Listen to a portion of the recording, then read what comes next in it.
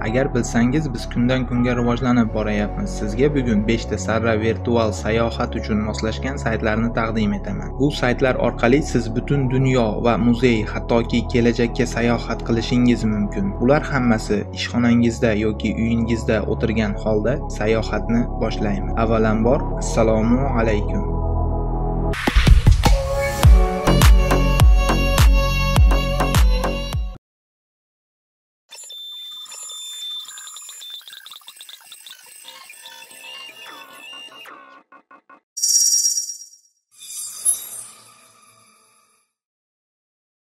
Bizni birinchi to'pimizni shu bola yorib beradi. Hammaga taniqli bo'lgan kompaniya Google Maps orqali sayohat qilsangiz bo'ladi. U ilovaga kirib, pastdagi o'ng tomoningizda sariq odamchani ushlasangiz, ko'k muzga o'xshagan belgilarni xaritada kuzatasiz.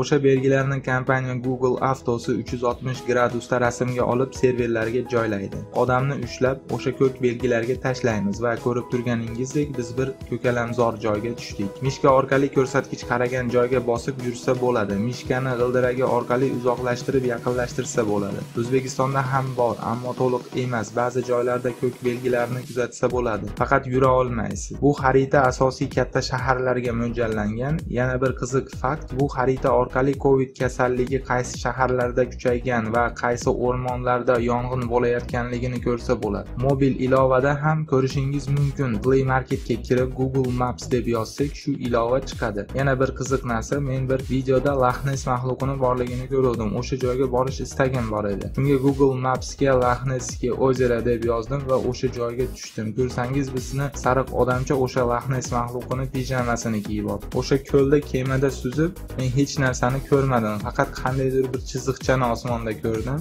Tamam, Loch Ness maxluqi uchib ketibdi shekilli.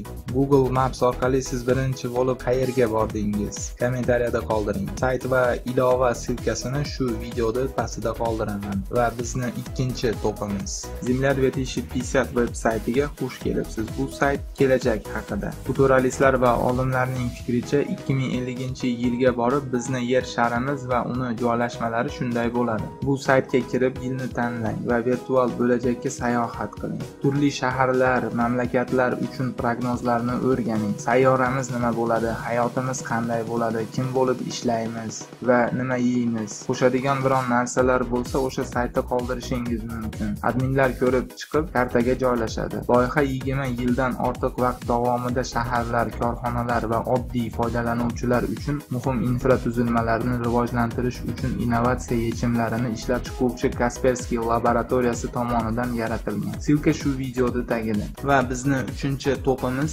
airpano.com sayti. Bu sayt orqali dunyodagi eng chiroyli manzaralar, chiroyli joylar, hashamatli binolar 360 gradusda kuzatishingiz mumkin. Ushbu saytning fotosuratchilari 9 yil davomida bir necha tuzilgan festivallarda, musobaqalarda birinchi o'rinlikni egallashgan va ko'rib turganingizdek eng go'zal suratlarni olishga muvaffaq bo'lishgan. Saytda vertolyot logotiplari orqali sayohat qilsa bo'ladi va rakurslarni o'zgartirib manzaralarda binolarni 360 gradusda kuzatishingiz va birinchi o'rindagi suratlarda go'zal kadrlarni ko'rishingiz mumkin. Rasmlar formati sizni hayratda qoldiradi. Silkasi videoda pastida. Va bizni to'rtinchi to'pga Flight Radar 24 kiradi. Parvozlarni kuzatish bo'yicha global xizmati bo'lib, u sizga real vaqtda dunyo bo'ylab minglab samolyotlar haqida ma'lumot beradi. Flight Radar 24 real vaqt rejimida 1200 dan ortiq aviakompaniyalardan 4000 dan ortiq aeroportlarga, undan 180 mingdan ortiq parvozlarni kuzatadi va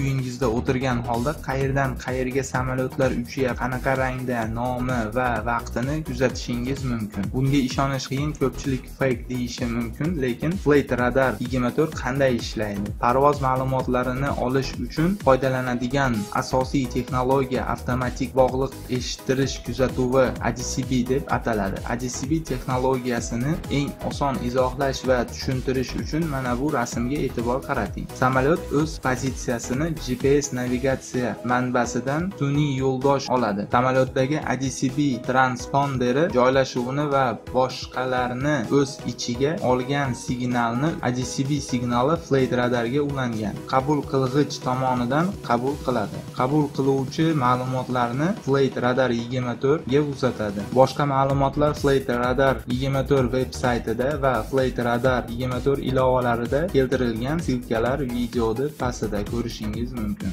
Va biz oxirgi, ya'ni top 5 ga yetib keldik. Bu sayt uchun alohida like, chunki qolgan saytlarga qaraganda bu sayt haqiqiy virtual turga kiradi. apeskov.ru saytida siz uyda o'tirgan holda dunyoning eng mashhur muzeylari, o'yingohlari, zavodlar va hashamatli uylar, binolar, festivallar, zooparklarida virtual sayohat qilishingiz mumkin. Bilsangiz agar siz muzeylarda qo'lingiz bilan ushlamang degan yozuvlarni kuzatasiz. Virtual muzeylarda esa taqiqlash yo'q va siz ularda yaqinlashtirib ko'rishingiz mumkin. Ilmingizni oshirib, kitoblarda va boshqa mashhur odamlar qoldirgan xatlarni o'qishingiz mumkin. Eng asosiysi, barcha joylarga kirish bepul va virtual turlarda ishtirok etib baholashingiz. Bu saytda dunyoning eng kuchli programmistlari, fotograflari, dizaynerlari tuzishgan. Endi shuncha narsalarni ko'rib, siz zerikib qolishingizga shubha bo'ladi va endi